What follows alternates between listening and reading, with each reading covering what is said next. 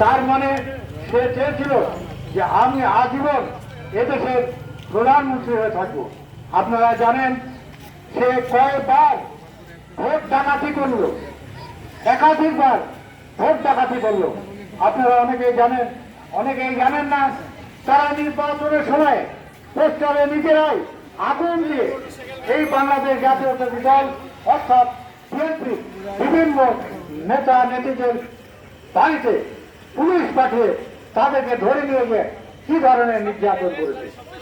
আপনারা অনেকেই জানেন না যে গত নির্বাচনে, আগের নির্বাচনে, ভোটের আগের রাত্রিতে এই স্কুল মোড়ে পোস্টারে আগুন দিয়ে আমার এখানকার আওয়ামী লীগের নেতা, যারা নিজের বাড়ির রাস্তা করতে পারে না, তারা নিজে আবার দাবি করে আমরা নেতা, পুলিশের গাড়িতে চড়ে আমার বাড়ি নিয়ে গিয়ে তারা দেখিয়ে দেন। তো পুলিশের দুর্ভাগ্যের জন্য বলছি যে আমাকে পায়নি, তাহলে তারা পুরস্কৃত হতো। আমাকে না পাওয়ার কারণে তারা পুরস্কার পায়নি। যারা ধরানোর জন্য নিয়ে গেছিল তারা পুলিশের কাছে লজ্জিত হয়েছিল। আজকে আমি সকল নেতা কর্মীকে এটা বলতে চাই যে আপনারা প্রতিশোধ নেবেন না। আপনাদেরকে দেখে, যেহেতু আপনারা জয়লাভ করেছেন, এদেশে মানুষ মুক্তি পেয়েছে, পরাজিত শক্তি আপনাদেরকে দেখলে এমনি তাদের রক্ত শুকিয়ে পানি হয়ে যাবে। তাই আমি বলতে চাই, ধৈর্য আল্লাহ বলেছে, ধৈর্যকারীকে আল্লাহ সহায়তা করে। আপনারা দীর্ঘ 15-16 বছর ধৈর্য ধরে নিপীড়নের শিকার হয়েছে, কিন্তু আপনারা কোনো সময় রাষ্ট্রীয় সম্পদ নষ্ট করার চিন্তা করেননি।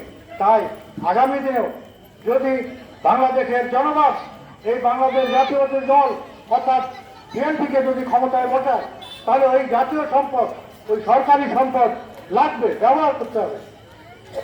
তাই আমি বলতে চাই, আমরা কোনো অফিস আদালতে জাতীয় সম্পদে কোনো হস্তক্ষেপ করব না। তবে হ্যাঁ, ধৈর্যেরও সীমা আছে। অনেক ভাইরা, অনেক নেতারা পারছে না, তারা যেভাবে নির্যাতিত হয়েছে, ওই আওয়ামী লীগের ওই যারা নির্যাতন করেছে তাদেরকে দেখলে তাদের রক্তে এমনি আগুন জ্বলে উঠছে।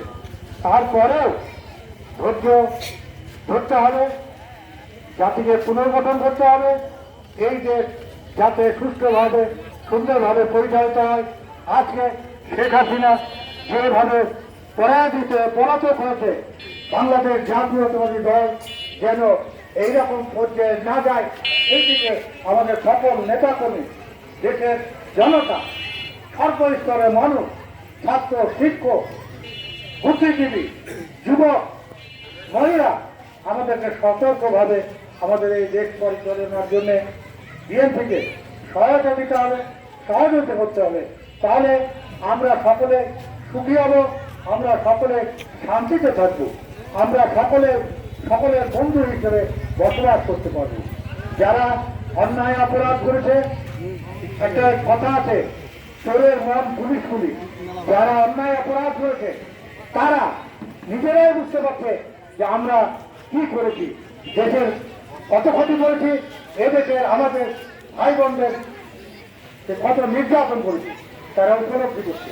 সেই কারণে আমি মনে করছি তুষের অনলে তারা জ্বলছে, তাদেরকে ওইভাবে তুলে তুলে জ্বলতে দেবে। আপনারা সরাসরি আঘাত করে সে যারা মিটিয়ে দেন না, বরং তারা আপনাদেরকে দেখে শিক্ষা গ্রহণ করে